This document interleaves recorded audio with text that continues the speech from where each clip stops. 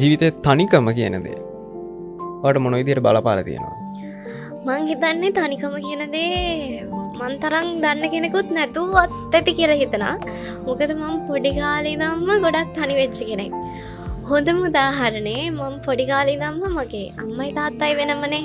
එතකොට මගේ අම්මයි තාත්තයි සැලකුවේ දෙන්න නිකන් පිට දෙන්නෙක් විදිහට. මගේ අම්මත් එක්ක ඉන්න තාක්කල් මගේ අම්මා කියන්නේ මට ඔයයි ඔයාගේ තාත්තයි ඕගොල්ලෝ එහෙම. මම එතකොට හැමතිස්සෙම තනි වෙනවා.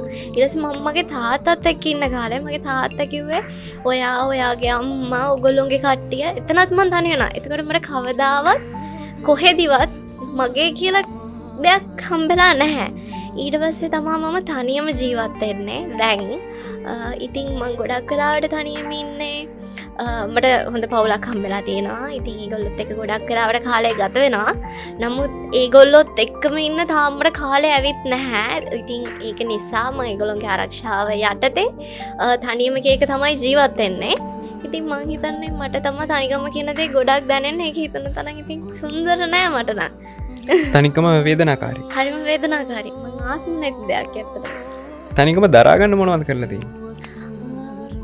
දරා ගන්න කරන දෙයක් නෑ ඇත්තටම. කට්ටිය කියනවනේ ඉතින් සින්දු අහනවා, පොත් කියවනවා එහෙම කියලා.